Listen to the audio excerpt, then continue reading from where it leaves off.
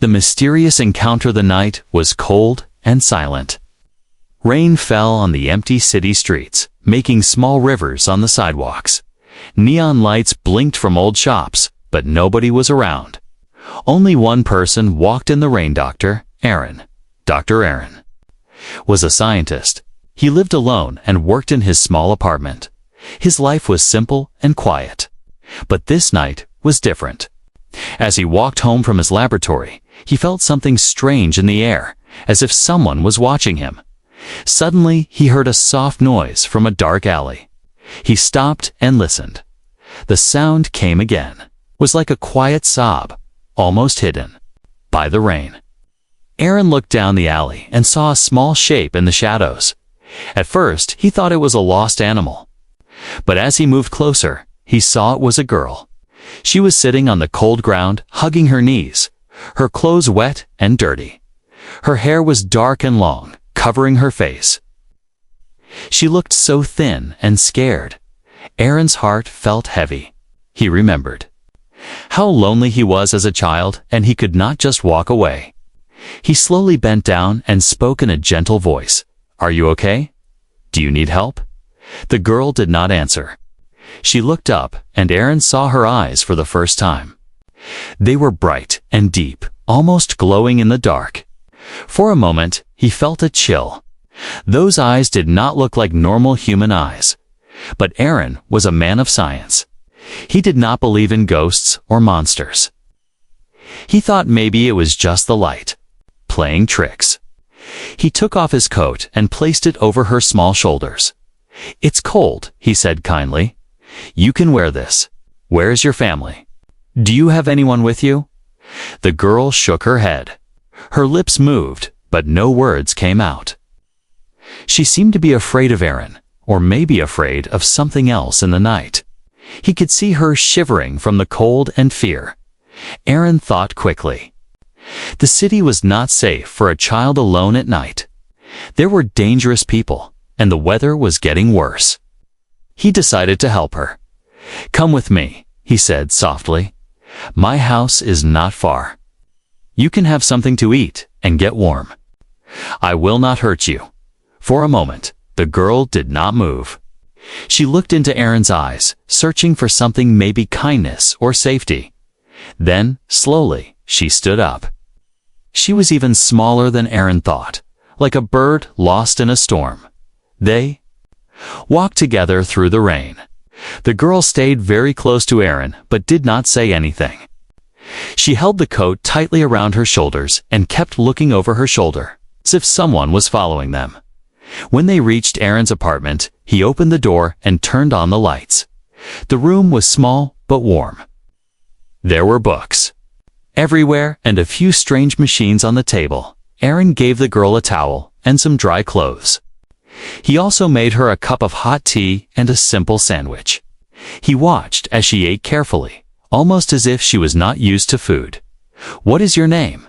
Aaron asked softly. The girl looked at him for a long time. Finally, she whispered, "Mira." "Yes." "A nice name," Aaron said, trying to make her feel safe. "My name is Aaron. You can stay here tonight, Myra. Tomorrow, we will see what we can do." Myra did not smile, but Aaron saw a small light of hope in her eyes. She finished her tea and sat quietly, watching everything in the room. She seemed curious about the machines, but did not touch anything as the night grew deeper. Aaron gave Mira a blanket and made a bed for her on the sofa. He sat in his chair, reading a book, but his mind was full of questions. Who was Mira? Was she alone on the streets? And why did her eyes look so strange in the dark? He watched her as she slowly fell asleep. Even when she was sleeping, Myra looked worried, like someone who had seen too much trouble for her age. Before going to bed, Aaron checked the windows and locked the doors. He had a feeling that something unusual had entered his life, something bigger than just a lost girl in the rain. Outside, the rain fell harder. Lightning flashed across the sky. In the shadows outside, someone or something seemed to be watching Aaron's apartment. But for now, Myra was safe. Aaron did not know that this simple act of kindness would change his life forever. The rain had stopped by morning. But something strange was happening inside Dr. Aaron's apartment. While Aaron slept in his chair, Myra walked quietly around the room. Her feet made no sound on the floor. She looked at everything with wide, curious eyes: books, machines, even the simple clock ticking on the wall. It was as if she was seeing all these things for the first time. In her life, suddenly, Myra stopped in front of a small robot on the table. The robot was broken. One arm was loose and wires were hanging out. Myra reached out and touched it gently. Her fingers moved fast, almost like they knew what to do all by themselves. In just a few seconds, the robot's eyes blinked, and it sat up straight. Myra smiled a little, but then she heard footsteps behind her. Aaron was awake. He rubbed his eyes and saw Myra standing near the robot, her hand still on its metal head. Aaron was surprised. "How did you do that?" he asked, walking closer. "That robot has been broken for weeks. I couldn't fix it." Myra looked at the floor, as if she was afraid she had done something wrong. She whispered, "It was easy. I just moved the wires," but Aaron knew it was not that simple. Only someone with special knowledge could fix that robot so quickly. He started to feel that Myra was more than just a homeless girl. He tried to smile and make her feel comfortable. "You must be very smart, Myra. Where did you learn these things?" Myra just shook her head. She didn't answer. She sat down on the sofa, her eyes still looking everywhere, the strange screens, at the blinking lights, and at the small devices on the shelves. Aaron brought her breakfast. She ate quietly, never saying much, but always watching, always listening. Sometimes, her eyes would flash with a strange light when she looked at his machines. After breakfast, Aaron tried to talk to her again. "Do you have a family, Myra? Is there anyone I can call to help you?" Myra only said, "No family." Her voice was soft, almost like she was afraid to speak. Aaron sat next to her. He wanted to know more, but he didn't want to scare her. Instead, he showed her some of his inventions, small machines that could move, talk, or light up. Myra watched with interest, but she didn't smile. Later, when Aaron left the room to make tea, he heard strange soft beeps and clicks coming from his work desk. He walked back quickly and saw Myra holding a device he had never shown her. It was an old memory chip filled with secret data. Myra looked up, scared. "Sorry," she whispered. "A collie?" Aaron was shocked. "Calling you? How do you know about this?" Myra dropped the device and stepped away. For the first time, Aaron saw real fear in her eyes. Not just fear of him, but fear of something much bigger. He realized then that Myra was hiding something important. Something about her was different. The way she moved, the things she knew. The way she could fix broken technology without tools, it all pointed to a secret Aaron couldn't understand yet. That night, as the city lights faded outside, Myra sat by the window. She stared out into the darkness as if she was waiting for someone, or hiding from someone. Aaron watched her from his chair. He wanted to help, but he also felt a chill. He remembered the strange glow in her eyes, the way she fixed things, and how she seemed to know more than any normal girl could ever know. He wondered, who really was Myra? Was she human, or was she something else entirely? Outside the apartment, a black car stopped at the end of the street. Two men in dark suits got out, their faces cold and serious. They looked at Aaron's building and talked in low voices. Inside, Myra felt a cold wave of fear. She pulled Aaron's coat tighter around her and closed her eyes, trying to make herself invisible. The secrets were getting deeper, and danger was getting closer. But for now, the biggest question in Aaron's mind was simple. What secret was Myra hiding? It was still early when Aaron heard a soft humming sound from his workroom. He sat up quickly. He had not left any machines running last night. As he walked towards the noise, he wondered if something was wrong, but what he saw next made him freeze in the doorway. Myra was standing in the center of the room, surrounded by broken gadgets and pieces of metal. Her eyes were closed, and her hands were moving in the air, as if she was playing a silent piano. Tiny metal parts floated above, her palms spinning and fitting together without her touching them. Aaron blinked. He could not believe what he was seeing. The parts fell gently into place, clicking together until a small drone lifted off the table and began to hover, glowing softly. Myra opened her eyes and looked at it with quiet wonder, like a child seeing magic for the first time. Suddenly, she noticed Aaron standing there. The drone dropped to the table with a thud, and the floating parts fell around her feet. Amira's face turned pale with fear. "I'm sorry," she whispered. "I didn't mean to touch your things." Aaron was amazed. He walked over slowly, trying not to scare her. How did you do that, Mira? That was not normal. No one can fix things like this without tools, without even touching them." Myra looked down, twisting her hands in her lap. "I don't know. I just feel how the machines work. I can hear them talking inside my head." Aaron's mind raced. This was not just intelligence. This was something else. He remembered the way Mira fixed his robot before, but this was like science fiction come to life. He sat down beside her.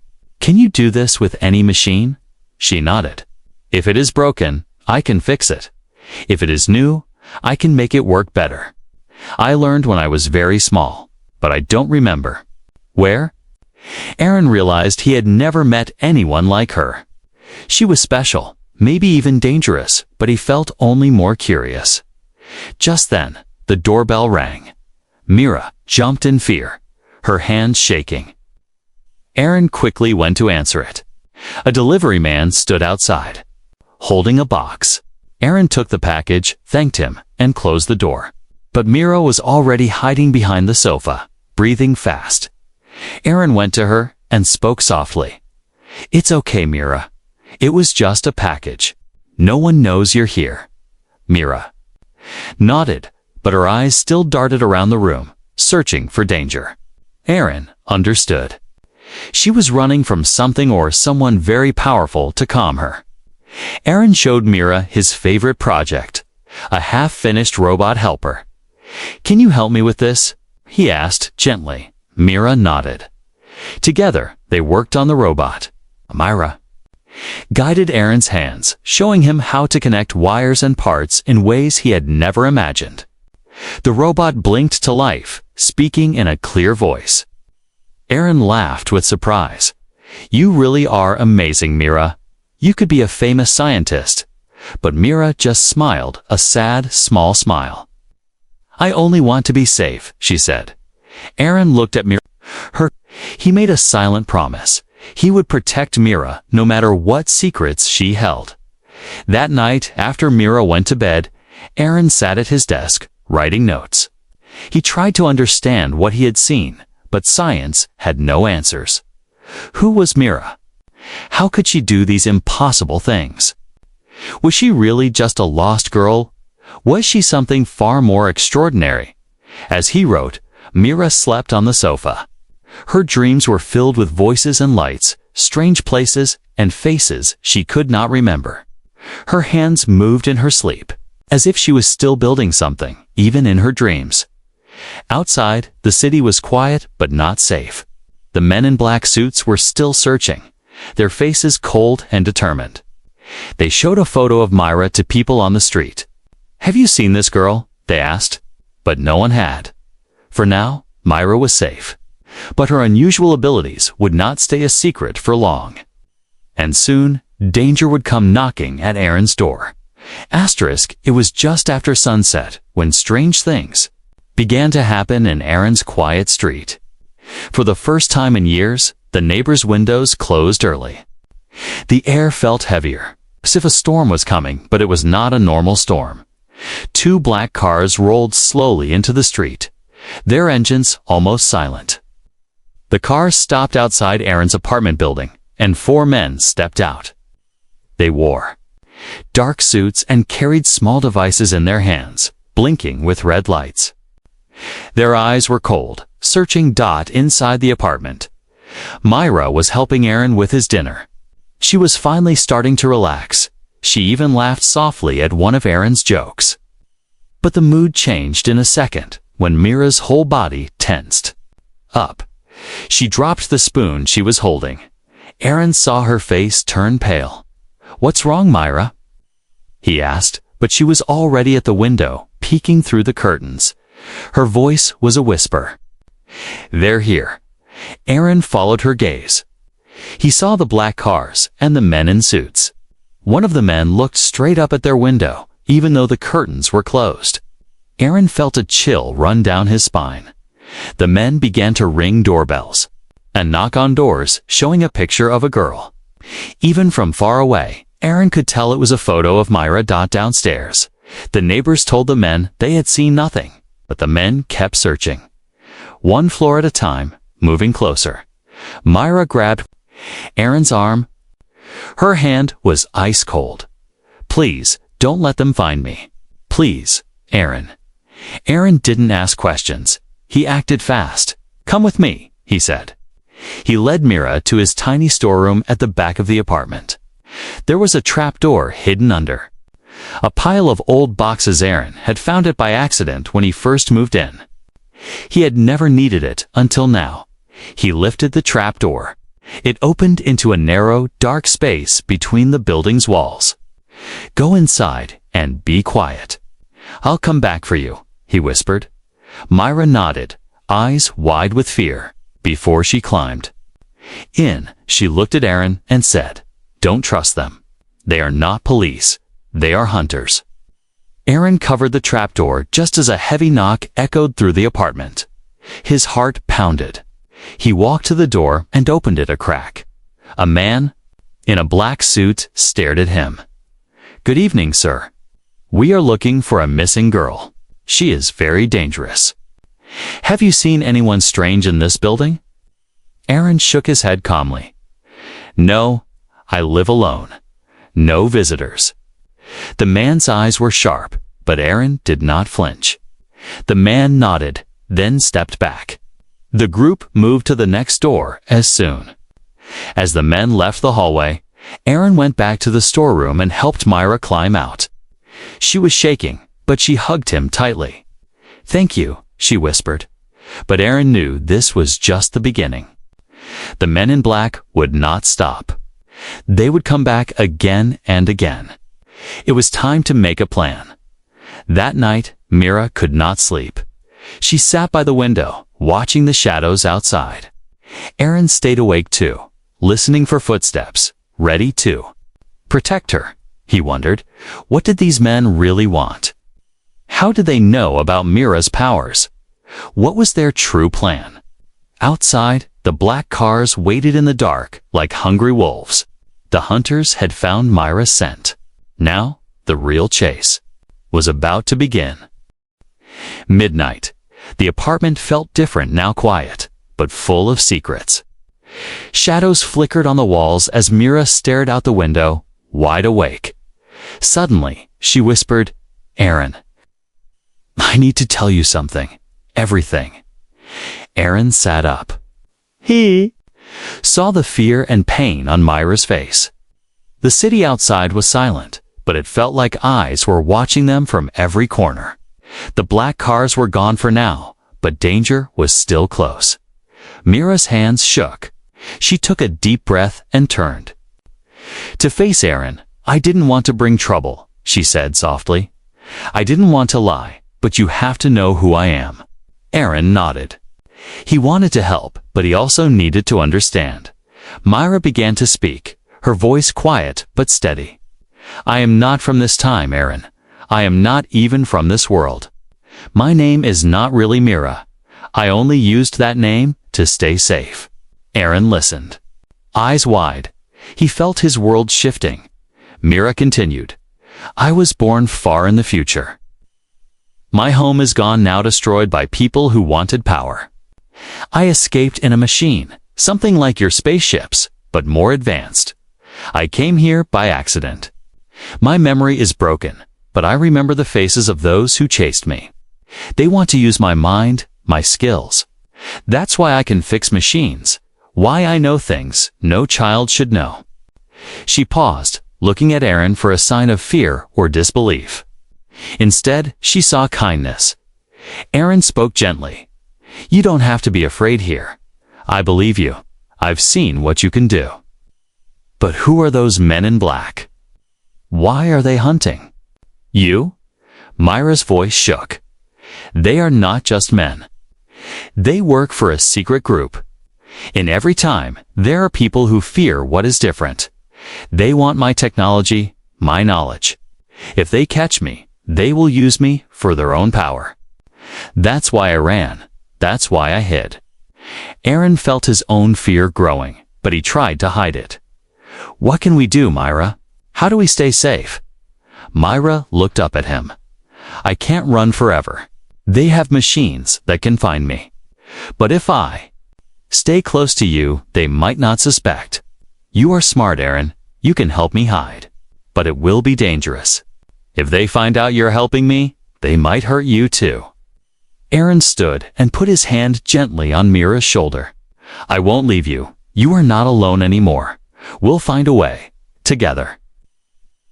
For the first time, Mira smiled, true, warm smile. A tear rolled down her cheek. "Thank you, Aaron. I never thought I'd find someone who cared." They sat together in the dark, sharing the silence and the secret. For Aaron, the world was now full of new dangers, but also hope. He understood now. Mira was not just a lost girl. She was someone special, someone the world was not ready for. As the night went on, Aaron made plans. He gathered his old inventions, searching for ways to block the hunter's signals. Mira watched him, her eyes shining with hope and worry. But in the deepest corner of the night, Mira felt something cold like a shadow slipping through the walls. The men in black were closer than ever. For now, the truth had brought Aaron and Mira closer. But it had also put them in greater danger than ever before. The silence broke with a crash. The front door flew open, and heavy boots pounded up the stairs. Aaron and Mira froze, fear gripping their hearts. There was no more time. Too high the hunters had found them. Aaron grabbed Mira's hand and pulled her toward the back of the apartment. "This way, quickly," he whispered. Mira followed without a word, her mind racing. The men in black were already inside. Flashlights cut through the darkness. One of them shouted, "We know you're here. Give us the girl and no one gets hurt." Mira's breath came in short gasps. Aaron lifted the trapdoor to the hidden space again, but the men were too close. "We have to run," Mira said, her voice trembling but determined. They slipped out through a narrow window at the back, landing on the fire escape. Below them, the alley was dark and wet, but it was the only way out. They climbed down, hearts pounding. Mira led the way, guiding Aaron through twisting alleys she seemed to know by instinct. Behind them, the hunters gave chase. Flashlights flashed in the darkness, and angry voices echoed off the brick walls.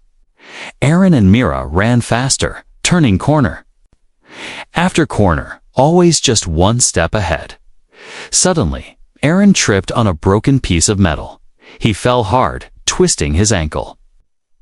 Mira stopped, panic on her face. "Aaron, get up, please." Aaron tried, but the pain was too much. "I can't run, Mira. Go save yourself." But Mira shook her head. "No, I will not leave you. You've saved me. Now I will save you." She closed her eyes and touched Aaron's ankle. Her hands glowed faintly, sending warmth and strange energy into his leg. The pain faded, and Aaron stared in shock as he stood up. "How did you do that?" Mira looked exhausted, but she smiled. "Small gift from my world. But now I am weak. We must keep moving." They stumbled through a broken gate, finding themselves in an old underground tunnel. Pipes and wires hung from the ceiling, smelled of rust and secrets. Myra leaned on Aaron for support. "These tunnels lead out of the city. The hunters cannot follow us here. Their machines won't work underground." Aaron nodded, guiding Mira through the darkness, but behind them, the men in black had not given up. They sent drones buzzing through the air, searching every shadow at a crossroads deep below the city. Myra stopped. She took Aaron's hands and looked into his eyes. "If anything happens to me, you must keep going. You must stay safe." Aaron shook his head. "No, Mira, we do this together. I promised to protect you." Suddenly, a noise echoed down the tunnel. A drone swooped in, its lights blinding. Myra pushed Aaron aside, standing in front of him. The drone fired a small dart aimed straight at Aaron. In a heartbeat, Mira stepped into the path. The dart hit her instead. She cried out and fell to her knees, pain in her eyes. Aaron caught her, tears streaming down his face. "Mira, no." Mira smiled weakly. "I told you. I would protect you." Her eyes closed, and her breathing slowed. Aaron held her close. He felt anger and sadness mixing inside him. He could hear the hunter's footsteps getting closer, but he would not let them win. Lifting Myra in his arms, he ran deeper into the tunnels, the last bit of hope driving him on. He would find help. He would keep Myra safe, no matter what it cost. Above ground, the night was silent again. But underground, a story of courage and sacrifice was still being written. For a long time, there was only darkness and silence. Then, Mira felt warmth, a gentle hand holding hers, a soft voice calling her name from far away. Mira opened her eyes slowly. She was lying on a simple bed in a hidden room deep underground. The air was filled with the quiet hum of machines, but they sounded friendly, almost like music. Aaron sat beside her, his face tired but full of relief and hope. "You're safe, Myra," he whispered. "You're safe now. I found help. I never gave up." Myra tried to sit up. Her whole body ached, but Aaron helped her. "Where are we?" she asked, her voice weak but steady. "We're in the sanctuary," Aaron explained. "It's a secret place, built long ago for people who didn't fit in, people with gifts, like you." Around them, other faces appeared.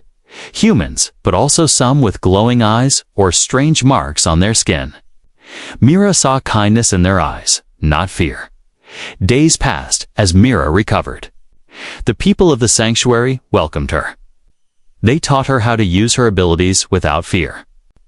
Aaron stayed by her side every step, always ready with a smile or a gentle word. One evening, as the city above slept, Aaron and Mira sat in a garden deep under the ground. Soft lights glowed among the trees. Myra looked at Aaron and saw all the love and courage he carried for her. "Why did you risk everything for me?" Mira asked quietly. Aaron smiled. "You changed my life, Mira. You taught me that being different can be a gift, not a curse. You are not alone anymore. Neither am I." A new peace grew between them. They laughed, they learned, and day by day, Mira's eyes lost their old fear. As time went on, Mira and Aaron became closer. Their friendship turned into something deeper. Love built from trust, sacrifice, and hope. In the sanctuary, they had a simple wedding surrounded by their new family. Mira wore a dress made of shining silver threads, and Aaron held her hand as they promised to face every tomorrow together. But as they danced, Mira felt a new signal, soft but real, in the back of her mind. Somewhere, far away, someone was still searching. The world above was not finished with them yet. Mira squeezed Aaron's hand. "We may never be completely safe," she said, "but with you, I am not afraid." Aaron smiled, his eyes shining. "Whatever comes, we'll face it together." Above them, the city's lights flickered. Below, in the hidden sanctuary, Mira and Aaron began their new life full of hope, surrounded by friends, and always ready for the next adventure. And far away, in the shadows, a new story was waiting to begin.